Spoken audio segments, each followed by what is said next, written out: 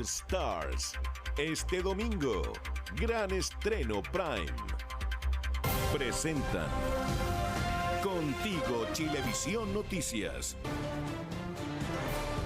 Hola, hola, ¿qué tal? Muy buenos días, bienvenidos a las noticias de este miércoles 30 de junio. Mañana fresca una vez más en Santiago, hacen entre 4 y 5 grados a esta hora en un día donde se espera, Karina, una máxima de 16 grados. Claro, pero estamos comenzando con información del momento que se produce en calle Sotero del Río, en el límite entre las comunas de Puente Alto y La Florida. Alejandro Silva está ahí para contarnos. Alejandro, buenos días.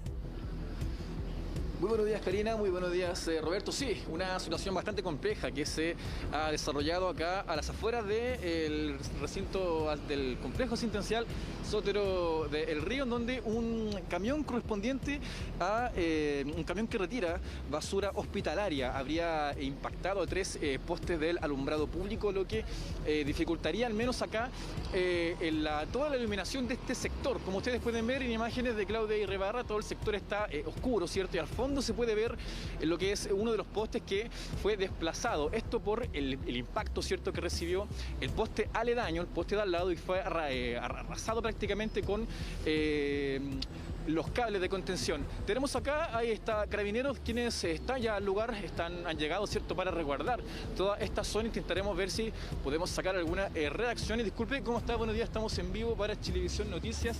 Si nos puede dar antecedentes de lo ocurrido acá. Sí, claro, muy buenos días, primero que nada. Esto ocurrió alrededor de las 4:30 de la mañana, un camión de retiro de desechos hospitalario venía a hacer el cambio del contenedor de basura. Debido a la altura del mismo, pasó a llevar los cables que ustedes pueden apreciar. Estos cables se entrelazaron en el camión y con el avance del camión provocó la caída de 2 postes. Claro, los arrastró, ¿cierto? Ahora, ¿cuál vendría siendo el paso posterior? ¿Qué es lo que se va a hacer ahora? En este caso tengo entendido que ustedes han resguardado, ¿cierto?, la zona para mantener la seguridad también de las personas. Vale decir que los cables de contención tienen electricidad, pueden ser peligrosos para las personas que están pasando acá. Sí, claro. Como se puede apreciar, personal ya de la 38 comisaría está dispuesto aquí en el lugar para efectuar cortes de tránsito preventivo, agilizar también el mismo para no demorar el tránsito de las personas a sus lugares de trabajo. Personal del hospital que realiza las mantenciones ya efectuó los cortes de los cables para evitar algún tipo de riesgo de electrificación de las personas. Perfecto. Capitán, tengo una pregunta del estudio. Está Karina Álvarez con Roberto Cox. Roberto. Sí, no, soy yo, Alejandro, que quiero preguntarte cuál es la calle que estamos viendo en la imagen para saber el corte de tránsito que se está haciendo hasta ahora. Y lo segundo, saber si el sector quedó sin luz. Me da la sensación de que esa calle es Gabriela Oriente, ¿no? Capitán, tengo entendido que es la calle Gabriela Oriente, la que está aquí en... ¿Con corte de tránsito? ¿Cierto? La intersección. ¿Cuáles son los cortes de tránsito que tienen acá? El corte de tránsito se mantiene al momento en el frontis del hospital, en Vicuña Maquena, a un costado de la estación Sotero del Río. Se mantiene habilitada la tercera pista de circulación. Solamente primera y segunda se mantienen cortadas al momento debido al ángulo de caída de los cables, para poder agilizar el tránsito de las personas. ¿Y el sector está sin luz? Estos cables, claro, y el sector completo está sin luz, ¿cierto? Al menos a lo que nosotros alcanzamos a ver acá. Al momento solamente sería lo que es los locales comerciales que se mantienen al exterior del hospital, ¿ya? Como les señalaba anteriormente, lo que es el hospital en sí no presenta problemas eléctricos. La primera información que me ha hecho entrega gente del hospital, ¿ya? Y que están verificando, y se están verificando. ¿Y el metro? Por el momento no hay ninguna persona lesionada. Se cortó la electricidad de estos cables que estaban aquí. Así que por el momento no presentaría algún riesgo de electrificación para las personas. Alejandro. Tampoco del metro, ¿cierto? No interrumpe la electricidad del metro. No, tampoco, no, porque la electricidad del metro corre por un sentido totalmente eléctrico.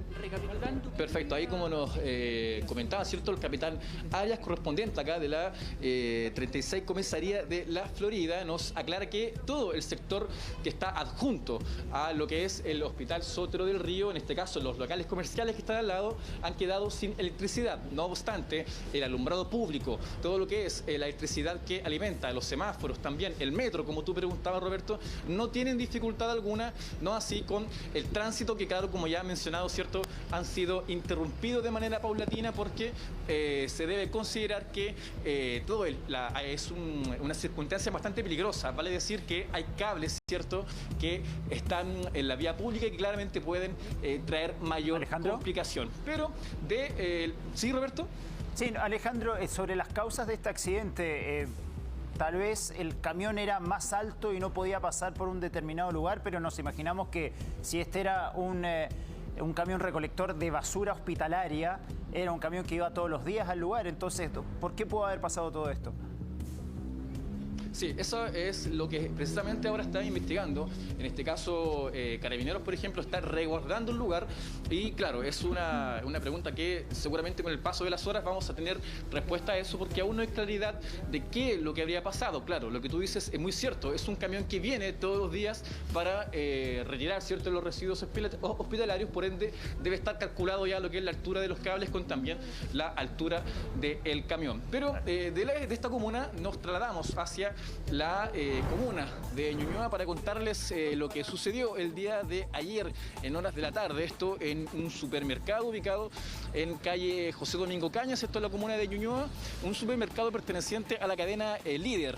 En este caso era un expreso Líder que estaba operando, había gente incluso, ¿cierto?, estaba abierto y en un contexto bastante confuso es que ingresan una cantidad cercana a las 11 personas que intentan robaron en verdad, ¿cierto?, diferentes productos y lo hicieron con el modus operandi más conocido como el turbazo. Este modus operandi, el cual consiste en que las personas entran al lugar, ¿cierto?, en una masa de personas prácticamente y roban lo que puedan hacer, lo que puedan robar, ¿cierto?, y logran salir, en este caso, sin avisar y sin pagar tampoco. Bueno, dentro de este contexto es que los guardias de seguridad se dan cuenta de la situación que está sucediendo y detienen a una persona, en este caso a una mujer, ya que fue la última persona que logró salir de este lugar. Es en ese contexto que se desarrolla una situación bastante compleja a las afueras de este expreso Líder. En este caso fue en el estacionamiento del lugar, y para mayor información quiero que pasemos a escuchar el testimonio de una testigo quienes nos entregó antecedentes y lo que ella vio en este lugar, a la comuna de Ñuñoa. Vamos a escuchar. Primero entró la gente y en menos de 5 minutos llegó Carabineros. Y cuando llegan, cierran el Líder y empiezan a tirarse piedras. Se tiran piedras como los ladrones contra los del Líder. Carabineros llega, toma a la pareja, la mete al auto, le saca una parca y en esa parca había mercadería. Y ahí se lo llevan detenido y se llevan a 4. Sí, son bastante violentas las imágenes y bastante impactantes también la forma en que estas personas pelean, ¿cierto?, con los guardias de seguridad que lamentablemente logran escapar algunos, no así 4 en total fueron detenidos, ya que rápidamente llegó Carabineros al lugar para colaborar, ¿cierto?, con esta situación y logran detener a 3 personas más. En este caso se suma, ¿cierto?, a la detención que lograron hacer los guardias de seguridad, por ende son 4 personas que quedaron detenidas por este intento de robo o este turbazo que hubo en la comuna de Ñuñoa en un expreso Líder. Claro, un hecho que no habíamos visto que se produjera durante la pandemia, porque además sabemos que había aforo restringido. Bueno, esto también tiene que ver con el paso también a transición, ¿no es cierto?, de por lo menos 24 comunas ayer en la región metropolitana, así que se liberó la cuarentena y lamentablemente se produce un hecho como este. Muchas gracias, Alejandro, regresamos contigo más adelante. Karina, somos buenas personas. No fue un ataque, fue una riña. Fueron palabras de Maura Rivera, esposa de Mar González. Luego del incidente ocurrido cuando ellos, junto a su familia y sus hijos, se encontraban paseando por un cerro de Lo Barnechea. Bueno, finalmente con arresto domiciliario total quedaron 2 de los 3 acusados por golpear al exfutbolista.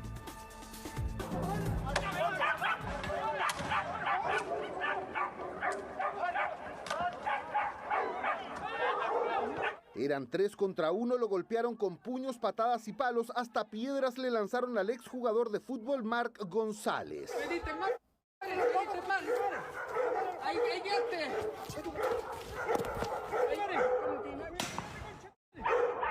Todo ocurrió este lunes cuando el deportista junto a su esposa Maura Rivera, sus 2 pequeños hijos y un par de amigos pretendían realizar una caminata por este cerro aledaño al sector en que viven en Lo Barnechea.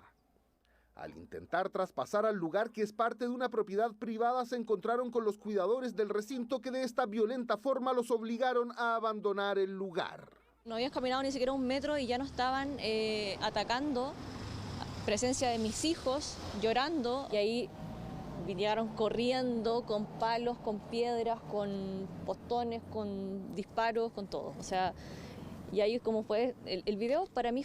Tras recibir una denuncia de riña en la comuna de Lo Barnechea, verificando que habían 2 sujetos agrediéndose, procediendo de forma inmediata a la detención. Luego se da cuenta a la Fiscalía, la que dispone que uno de ellos pase a control de detención, mientras que el segundo sujeto queda apercibido en espera de citación por parte de la Fiscalía. Viene mucha gente, o sea, hasta la afluencia de esto es muy grande. O sea, acá, justo donde estamos nosotros, hacen fiestas siempre, clandestinas. Yo he llamado muchas veces a la municipalidad porque estamos en 1000 pandemias y está lleno de adolescentes. Pero claro, esto ya no es de ellos, de la municipalidad. Y no viene nadie y acá pasan miles de ciclistas o gente a hacer paseos, como te digo, acampan.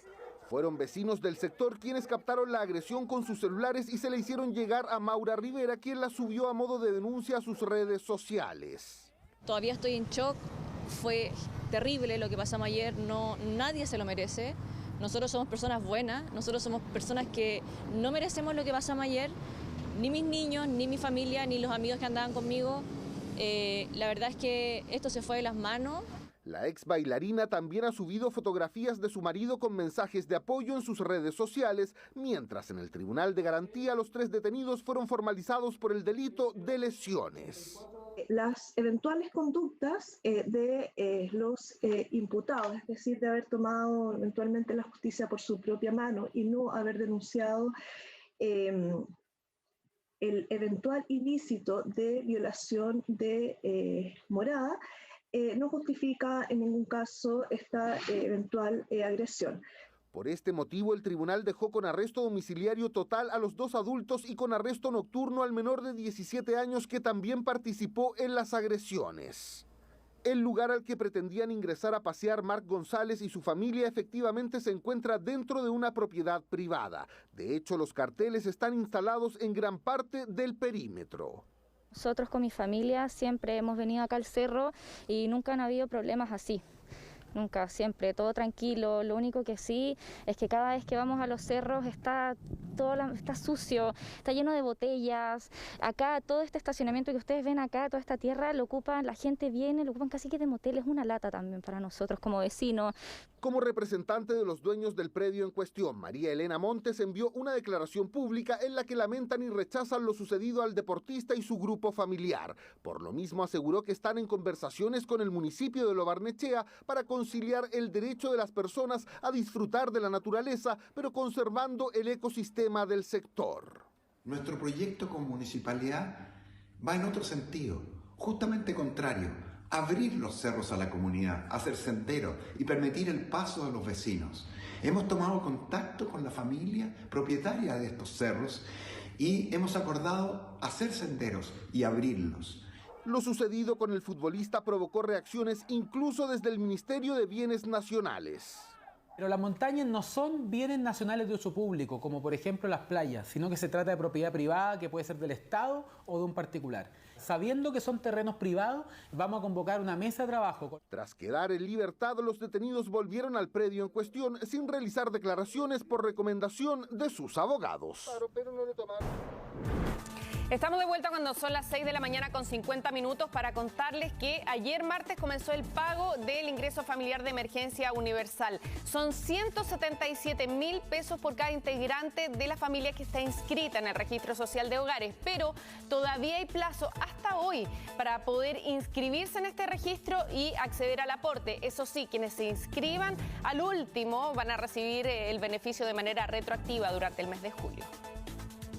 Cumplí 2 meses de viuda que falleció mi marido por el COVID. sea, la pandemia ha sido fuerte para nosotros, fuerte.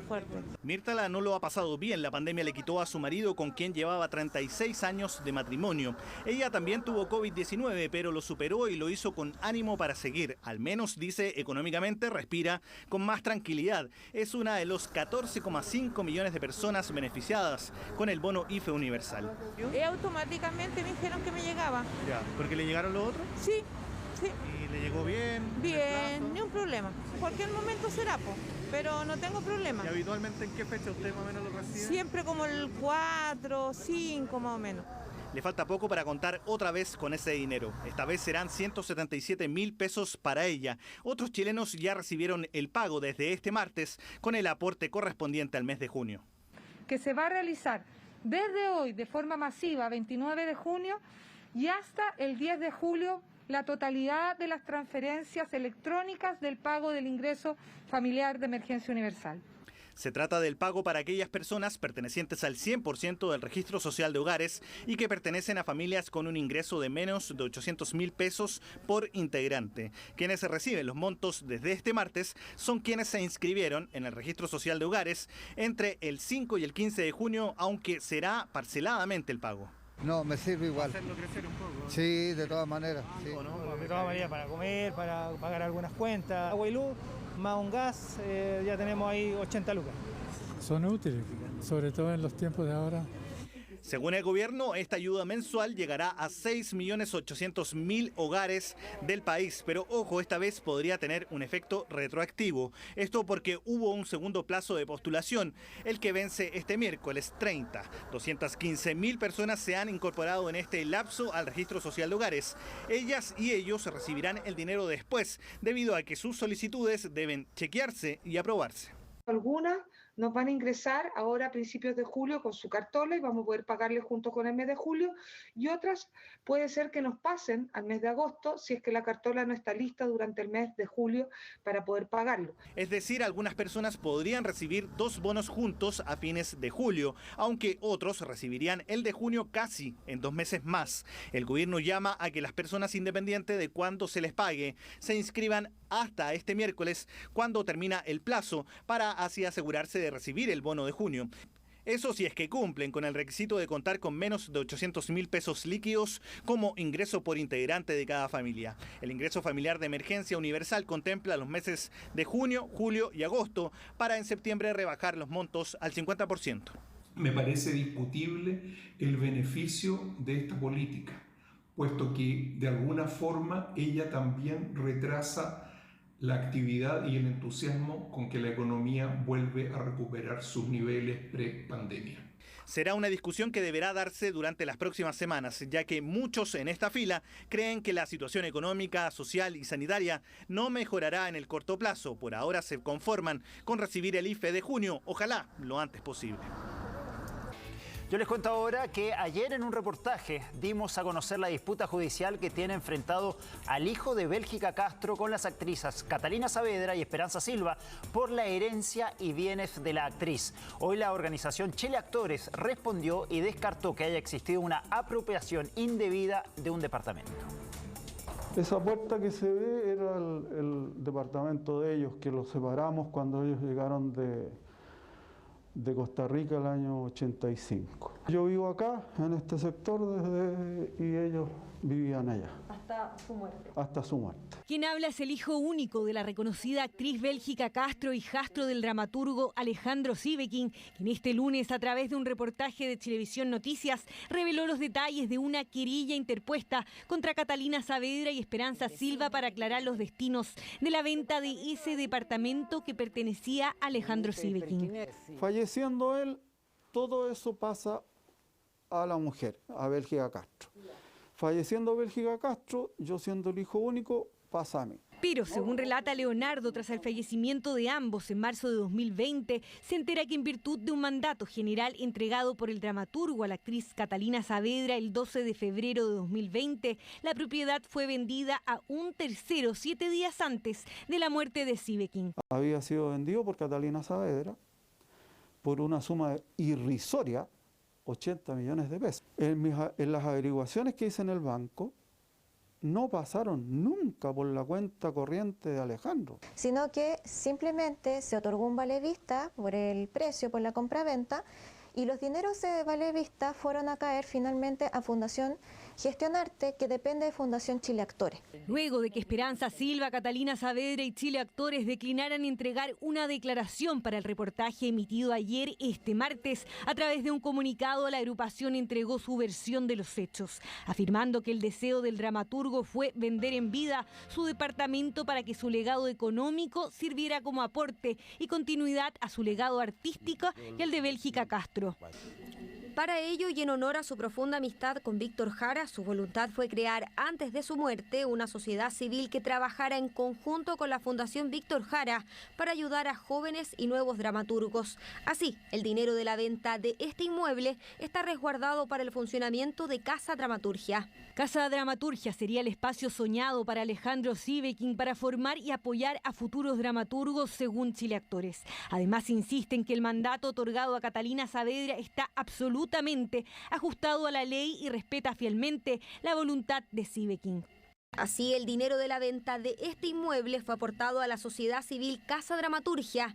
En este último año y medio, la situación sanitaria ha dificultado la obtención de una cuenta corriente de Casa Dramaturgia y por eso este monto se encuentra resguardado provisoriamente en la Fundación Gestionarte, sin ningún ánimo de apropiación. Sin embargo, Mijovilovich, que vivía frente a la pareja, denuncia que el conflicto con las actrices vendría desde antes. Cuando a su madre le diagnosticaron Alzheimer en 2017, Esperanza Silva trajo a una cuidadora que le impidió a él y a su esposa ingresar al departamento.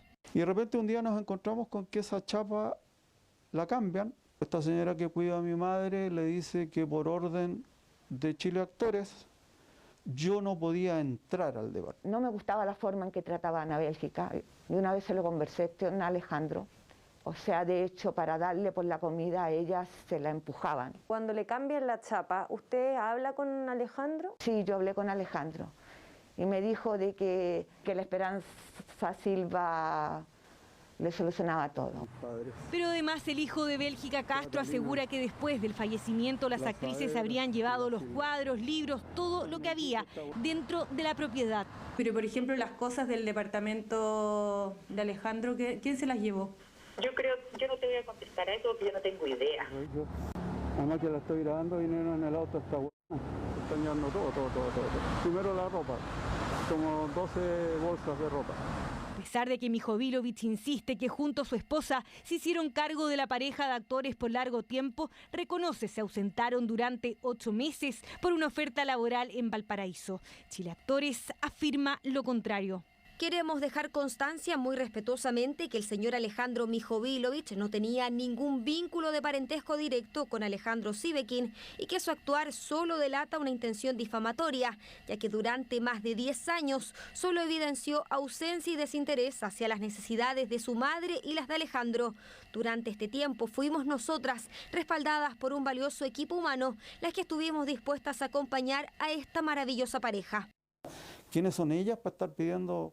Además es una cuestión que es familiar, ni siquiera a ellas les importa, o sea, no, ¿por qué les importa? Leonardo cree tener el derecho a que se investigue dónde fueron a parar los dineros del departamento, también los cuadros y otros valiosos artículos que asegura le pertenecen y que él donaría personalmente, porque es el natural heredero independiente de cómo fuese la relación con su madre Sieveking. De todas formas, la querella contra las actrices sigue su curso.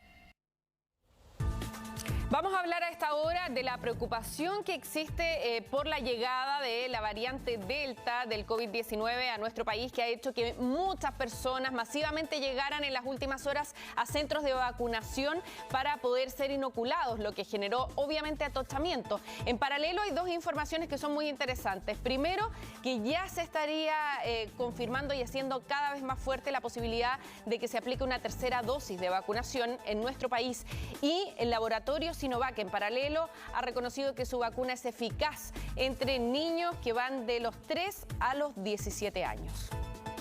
Acercarse ordenadamente al portón. Sí lo van a llamar, espera un momento por favor, lo van a llamar, tranquilo. Estoy de las 6 de la mañana, son las 11 de la mañana y quedó así. Segunda. Segunda, avance. Primero nos están llamando. Todos entraron primero, así, se amontonaron ahora. Se volvió esto un desastre. El caos era tal que generó la ira de muchos usuarios que llevaban horas esperando por inocularse en el vacunatorio del Parque O'Higgins. El desorden hizo que se generaran aglomeraciones y de distancia social nada. Primera dosis, 20 veces ya. La gente salió aquí, se dispersó, los que llegaron de último ahora están de primeros y los de primeros quedamos de últimos. Yo entré con un tumulto, el cual estuvo antes de entrar a Carabineros, llegaron recién. Si estamos aquí dentro es porque la trifulca, la gente que se formó acá en el portón, nos empujaron. Y quedamos aquí adentro y le pusieron un candado al portón. La gran cantidad de personas que llegó, gran parte de ellos rezagados, iniciaban recién su esquema de vacunación. Muchos preocupados por los efectos que pueda tener la variante Delta, que ya acumula su segundo caso confirmado en nuestro país. Vamos a estar yendo los 5 días a fiscalizar que la persona, el viajero, esté en su hogar cumpliendo la cuarentena. El problema es que la posibilidad de utilizar una tercera dosis es cada vez más fuerte y la autoridad sanitaria ya lo estudia, pero necesita una serie de detalles logísticos y epidemiológicos. Se hace probable la necesidad de un reforzamiento con una nueva dosis de vacuna. Las vacunas funcionan siempre en forma incremental. Primero viene una primera dosis, genera una respuesta, luego viene una segunda dosis, aumenta esa respuesta y luego esta comienza a bajar y con una tercera dosis aumenta la respuesta. Eso generaría probablemente una mayor capacidad de respuesta y que pudiese cubrir mejor potenciales variantes como la variante Delta. Esto está en evaluación respecto de las terceras dosis, está en estudios y cuando se tenga la información disponible será anunciado. En nuestro país tenemos todas las vacunas necesarias para poner la tercera dosis en caso que así se determine. Por eso lo importante es llegar a la mayor cantidad de personas posible. Esta semana comienza la vacunación masiva a menores de edad, que hasta ahora solo está autorizada con Pfizer, mientras que el laboratorio Sinovac ya publicó un estudio clínico que determinó una alta efectividad de su vacuna en niños, claro que aún no es suficiente. Y eso es una buena noticia, pensando de que se deben hacer estudios posteriores para poder obtener también la aprobación del ISP, para poder ser una alternativa en el uso de niños en el futuro. Yo creo que probablemente no en el corto plazo, pero en el mediano plazo probablemente van a haber varias vacunas que se van a aprobar, la mayoría de las que están aprobadas en la población general. Pasos importantes en el proceso de vacunación frente a un escenario de disminución de contagios, pero que se mira con cautela ante la llegada de la variante Delta. Bueno, y la pregunta que todos nos hacemos, ¿qué tan efectiva va a ser la vacuna Sinovac para combatir esta famosa y tan temida variante Delta? Por eso vamos a preguntárselo a la presidenta de la Sociedad de Microbiología de Chile, doctora Claudia Saavedra, a ver si podemos resolver algunas de estas dudas. Doctora, muchas gracias por estar con nosotros. Esta mañana estaba leyendo acá en alguno de los diarios, esta mañana que decía, una buena noticia, la variante Delta no aumentó las hospitalizaciones en Israel. Cabe resaltar que en Israel tienen otra vacuna, allá se usa solamente la vacuna Pfizer. ¿Qué dice su instinto? ¿Usted cree que finalmente la vacuna de Sinovac, si bien todavía no están los resultados de los estudios, podrá ser efectiva contra esta variante Delta? Hola, buenos días. Bueno, le digo al tiro que no le voy a contestar de instinto porque no es mi rol. Disculpe, pero estudié ciencia, así que imposible que le responda así. Entonces, ¿qué le puedo decir? ¿Qué es lo que sabemos hasta ahora de la vacuna Sinovac? ¿Qué es lo que sabemos de Israel? En primer lugar, esta variante, la evidencia que existe a la fecha es que efectivamente se transmite más rápidamente y más rápidamente que la alfa, y en ese sentido aún no hay evidencia de que sea más letal. Lo que sí sabemos es que hay un grupo que está en Gran Bretaña que hizo un análisis de secuenciación, hizo un análisis de las personas que están en las UCI y encontró que el 10% de esas personas hospitalizadas tenían las 2 dosis de AstraZeneca, pero ninguna de esas personas había fallecido, lo cual significa, ¿verdad?, que pareciera ser que la variante genera la enfermedad, pero que no aumenta la letalidad con ese solo grupo, esa sola evidencia. Y esto de Israel refuerza la idea de que pareciera que la variante no es más letal, sino que más transmisible. Sin embargo, aún no hay evidencia suficiente. ¿Qué sabemos de la Sinovac? Aún nada con respecto a la Delta. Eso es lo que le puedo decir. Esa es la evidencia disponible a la fecha. Ahora, ¿qué podemos responder respecto a la vacuna Sinovac, que es la mayoritaria que estamos usando en nuestro país, que es una vacuna con virus completo y no solamente con la proteína Spike? Y en ese sentido uno esperaría que, como tiene todas las proteínas del virus, tiene todo el virus completo, es posible que pueda tener una buena respuesta frente a la Delta. No obstante, ¿qué otra cosa sabemos? Que todas las vacunas que se han enfrentado, al menos a la fecha, a la variante Delta, disminuyen su respuesta, lo cual es natural. Entonces, en ese sentido, esperamos estar vacunados, pareciera ser la clave. ¿Qué es lo que podemos hacer nosotros? Tener claro dos cosas: que debemos estar vacunados con las 2 dosis, claramente, y que además tenemos que tener un autocuidado estricto. Si antes nos sentíamos relajados por el hecho de estar vacunados, hay que abandonar esa idea absolutamente. Y por último, las autoridades evidentemente pueden tomar medidas, y la medida más razonable en este caso es reforzar la vigilancia genómica y combinarla, ¿no es cierto?, con los estudios clínicos, protegernos las fronteras terrestres, además del aeropuerto, que está también protegido y lo ha hecho también el ISP. Doctora Saavedra, ¿cómo está? Buenos días. Ante todo lo que usted nos acaba ante todos los elementos que usted nos acaba de entregar, ¿usted cree que es inminente la posibilidad de que se vacune con una tercera dosis en Chile? Y en paralelo preguntarle si la conducta que estábamos viendo recién en la nota de gente que llegó masivamente a los vacunatorios es quizás, ¿alcanzan esas personas a estar en el rango justo para alcanzar a tener protección ante la llegada de la variante Delta?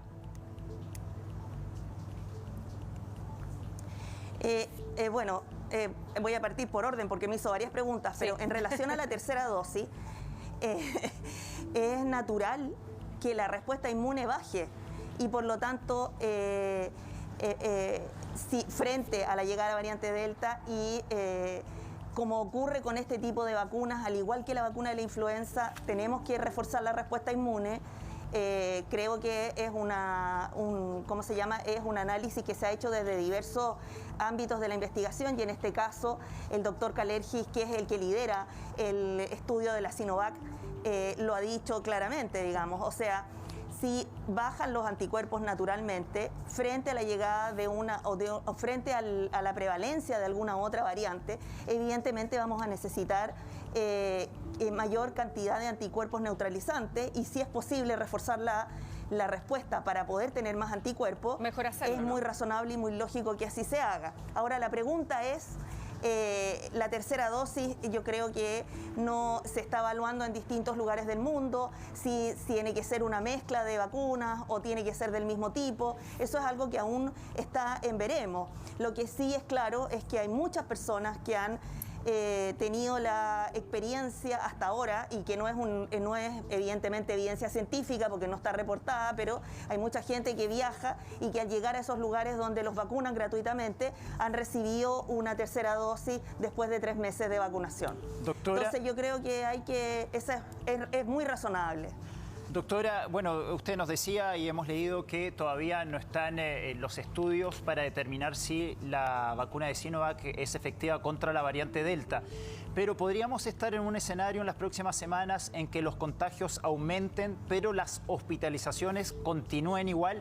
Y en ese sentido, si eso ocurre, ¿usted es partidaria entonces de flexibilizar algunas medidas, teniendo en cuenta que entonces la variante Delta los casos no serían graves?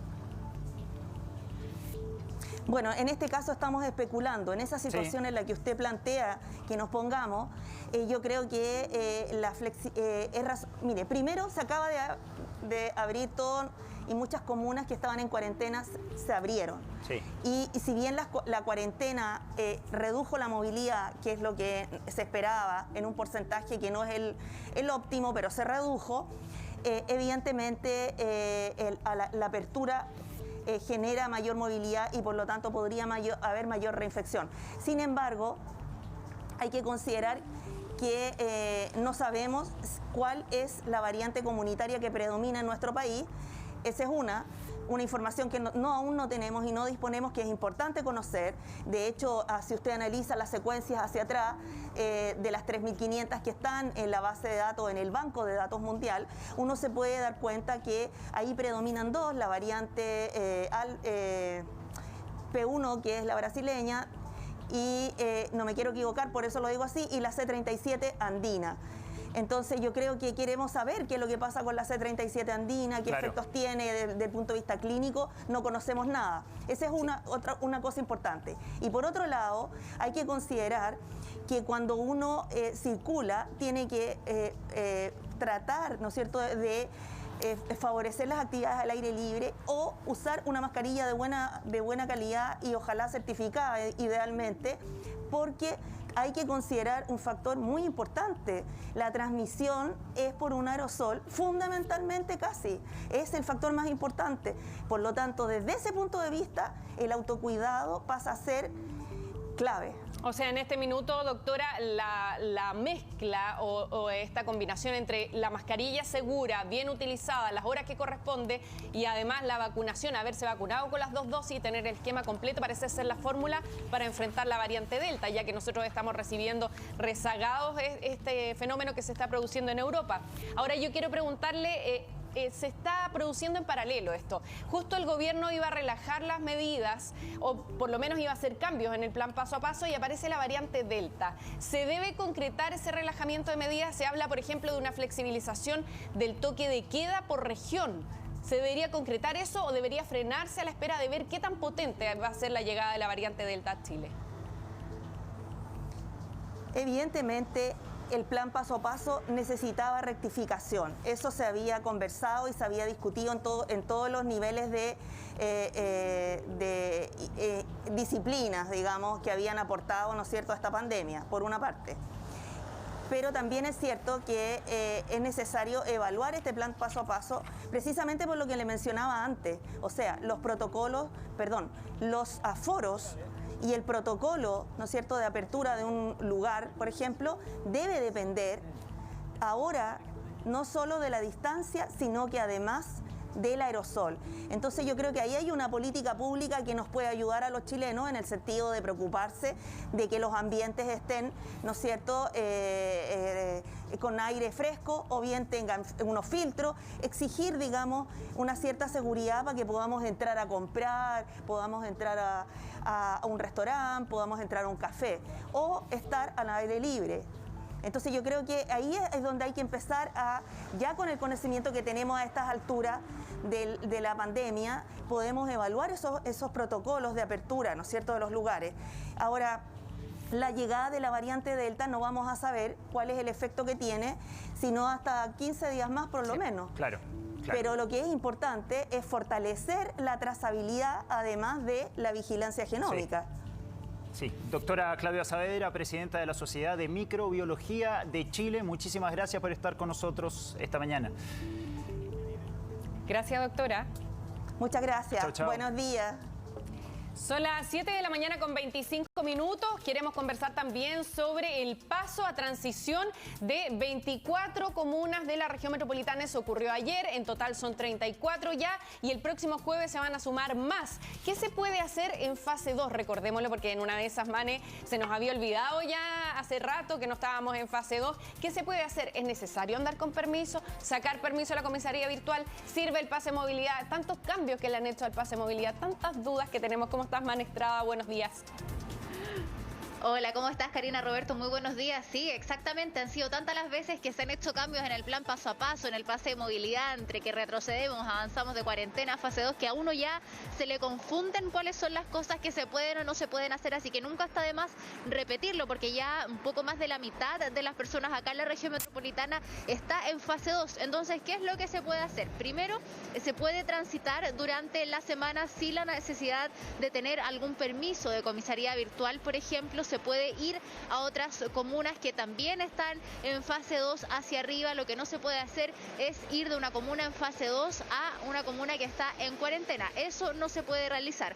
Puedo ir al supermercado, puedo ir a la farmacia, puedo ir a hacer trámites bancarios sin la necesidad de tener un permiso de comisaría virtual, siempre y cuando se realice en comunas que están en fase 2 en adelante. Si necesito, por ejemplo, ir a hacer un trámite a una comuna que está en cuarentena, para ingresar a esta comuna sí necesito un permiso, que es el de desplazamiento general, que está en comisaría virtual y que dura 2 horas. ¿Qué otras cosas puedo hacer? Se pueden hacer reuniones sociales de no más de 5 personas. Ese es el aforo en espacios cerrados y es súper importante recalcar esta información, Karina, porque aquí se pueden presentar algunas confusiones. Además, estamos en medio de la variante Delta, entonces aquí si bien se pueden hacer estas reuniones sociales de no más de 5 personas, el llamado preferentemente es a tratar de no realizarlo, y si lo va a hacer, que sea solo con un grupo dentro de la misma semana, que no se junten con tantas personas en la misma semana para así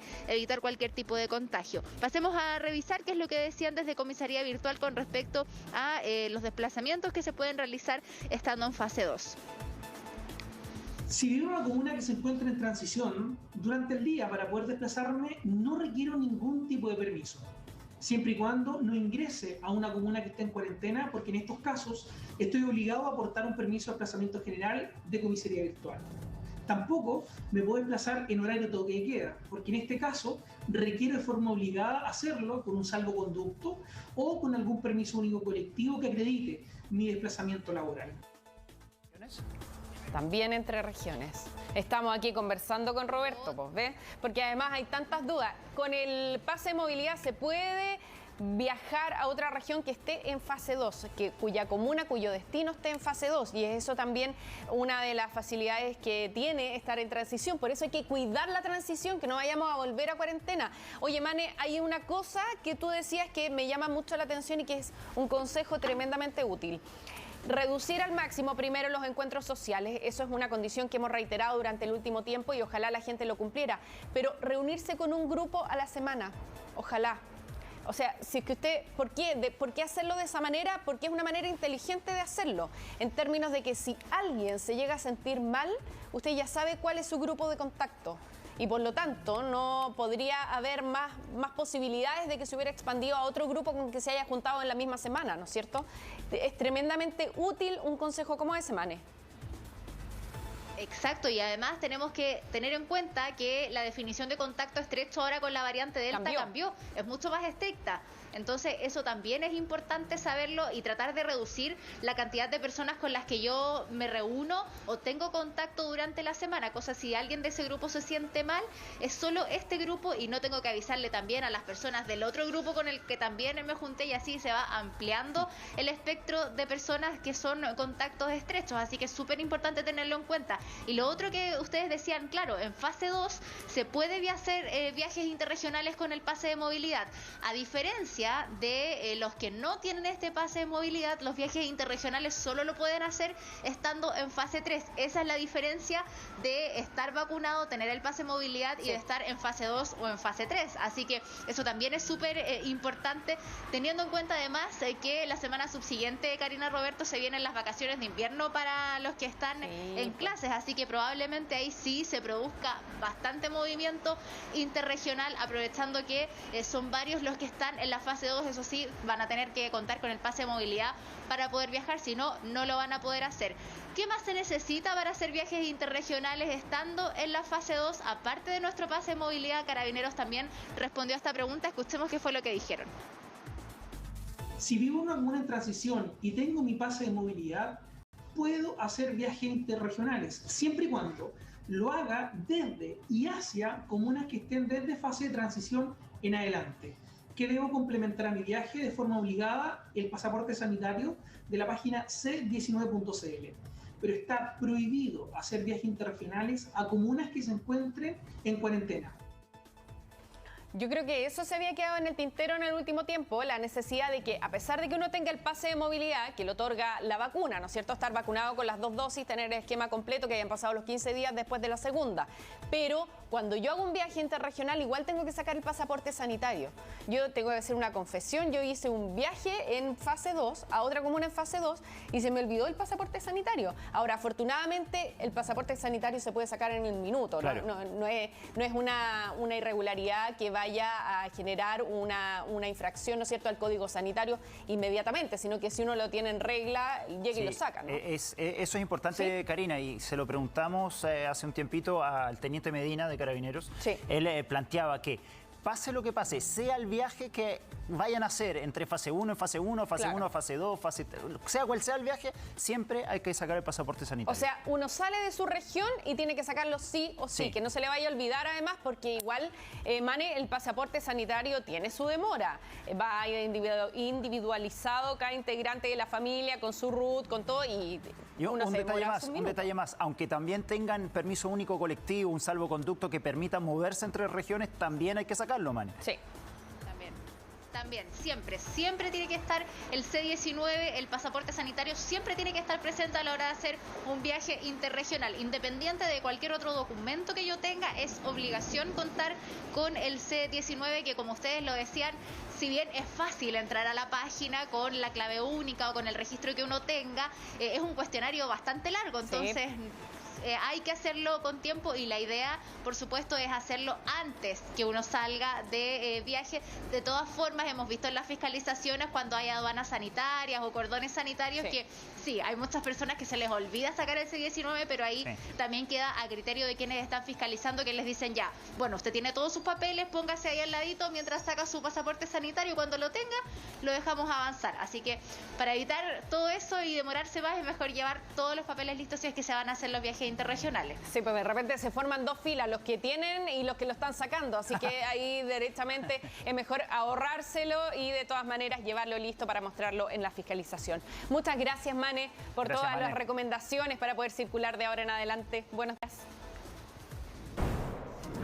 Estamos de vuelta para tomar contacto con Alejandro Silva, que nos tiene detalles de un intento de agresión hacia un hombre que está acusado de un delito sexual en San Antonio. Alejandro.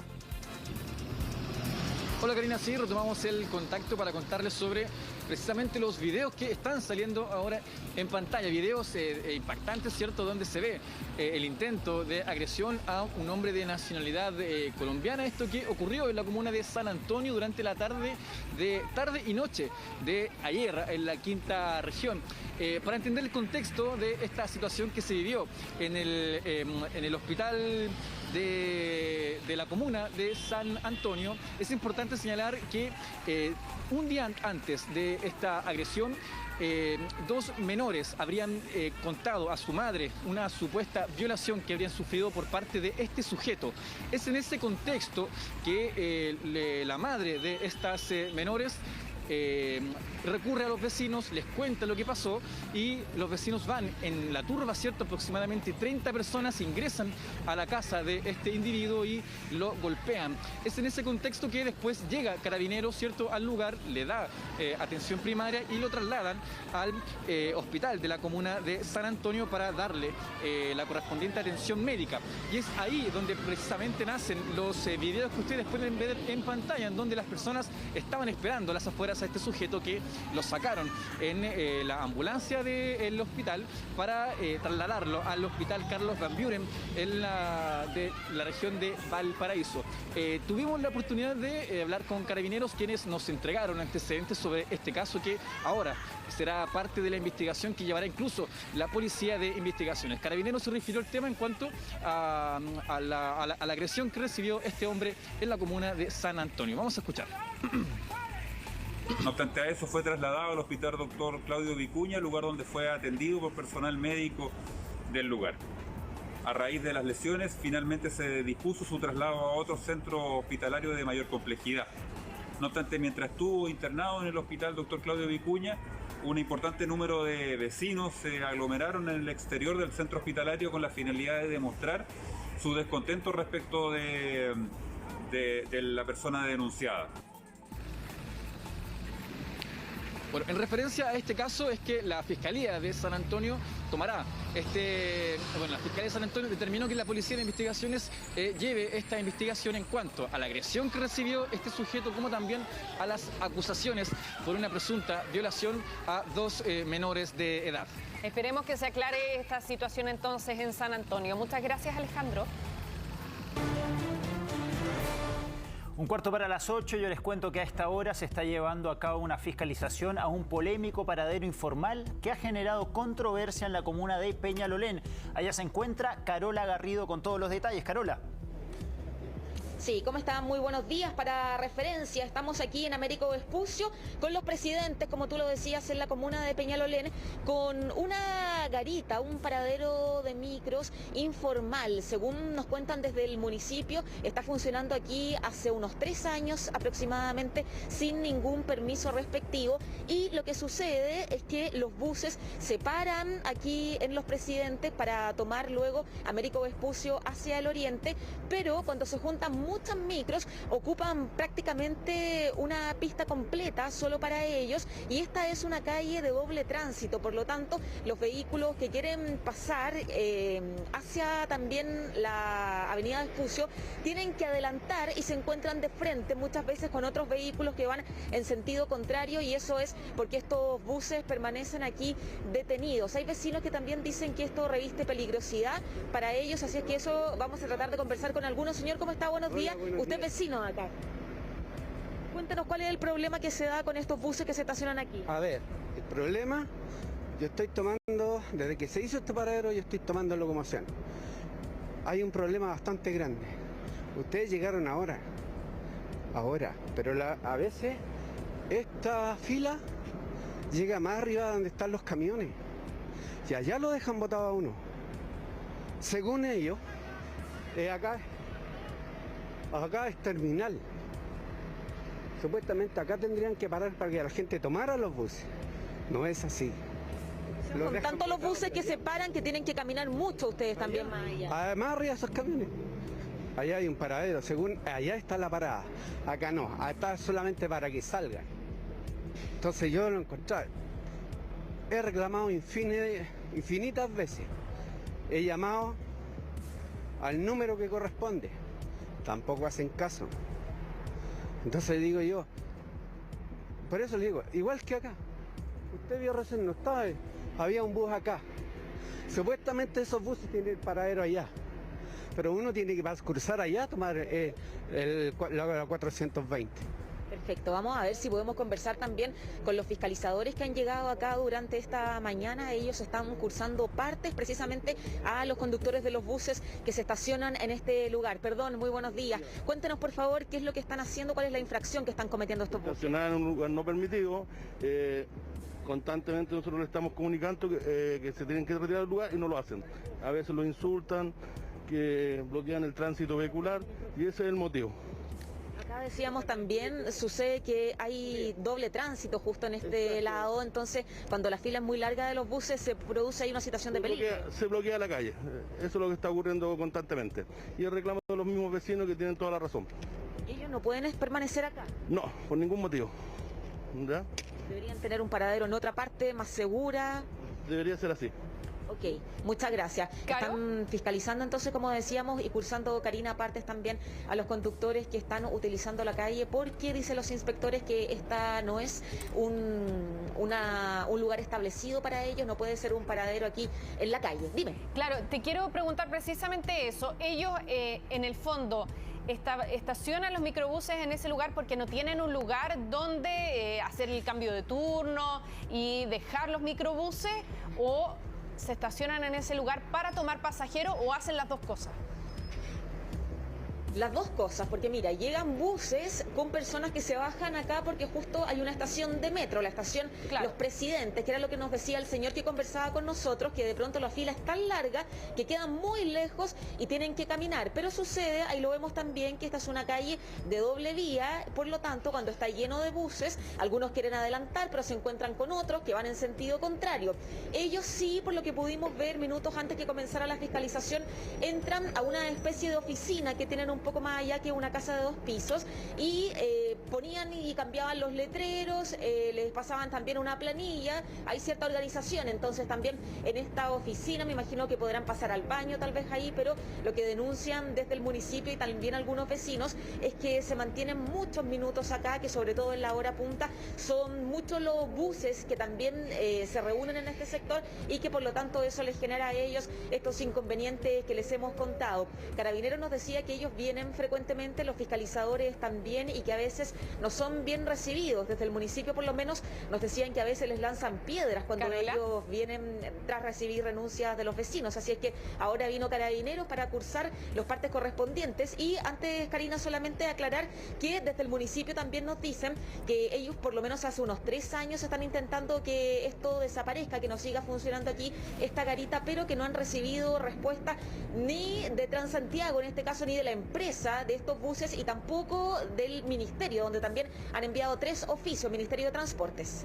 Eso precisamente me leíste el pensamiento, porque aquí la pregunta era ¿hace cuánto tiempo se hace esto? Tú mencionabas 3 años, las imágenes que estamos mostrando no son en directo, estas las fuimos a grabar. Y mire, están todo el día así, porque ahí ya está atardeciendo y estamos en las mismas condiciones. La línea de buses, este lugar es ocupado como un paradero, como un lugar donde van a hacer el cambio de turno además, y lo que llama la atención es que ni siquiera el municipio pueda lograr que se haga una gestión efectiva para que esta línea de microbuses tenga un lugar adecuado. Este no es el lugar adecuado, evidentemente, para hacer los cambios de turno, ni tampoco para tomar pasajeros, ¿no? De ahí la molestia de los vecinos.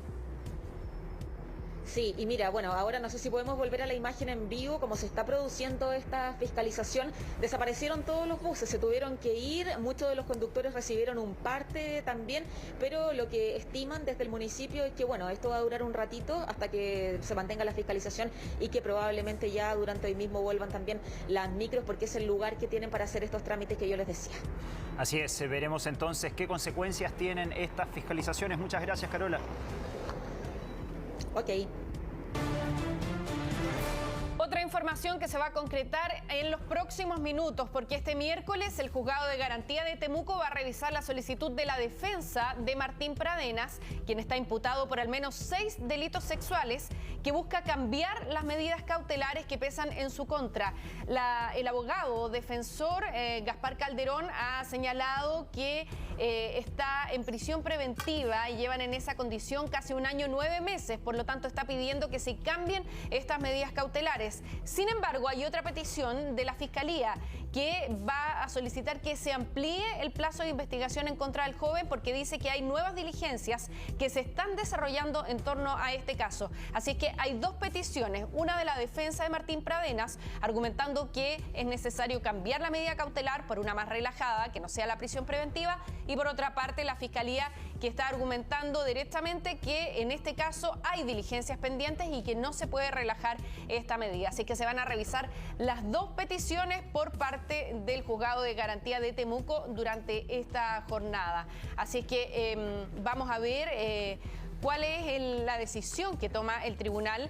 Hay que recordar que hay distintas organizaciones que han llamado incluso a manifestaciones durante esta mañana ante un posible cambio de las medidas cautelares contra Martín Pradenas. Así que esta situación y este caso en particular que afecta a Martín Pradenas con los 6 delitos sexuales de los que se le acusa ha movilizado a toda la ciudad, ha movilizado a todo Temuco. En la región de la Araucanía es un caso ampliamente conocido a nivel nacional y por lo tanto se están organizando para realizar manifestaciones si es que se cambia esta medida. Vamos a escuchar declaraciones previas a lo que tendrá que revisar el tribunal. La Fiscalía solicitó al Tribunal de Garantía de Temuco audiencia para discutir la ampliación del plazo de investigación. Esto debido a que factores externos al Ministerio Público han impedido la remisión de algunas diligencias que se han solicitado oportunamente a la Policía de Investigaciones. No solamente se discutirá la ampliación del plazo de investigación, sino que también se discutirá la modificación de la medida cautelar de prisión preventiva que pesa sobre el imputado Martín Pradenas. Vamos, Karina, sí. 1 minuto para las 8. Ya, dime.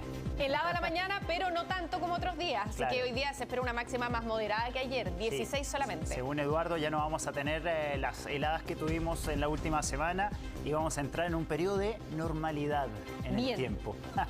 Bueno, de esta manera nos estamos despidiendo. Muchas gracias por informarse con nosotros. Que tengan un excelente día. Que estén muy bien. Chau, chau.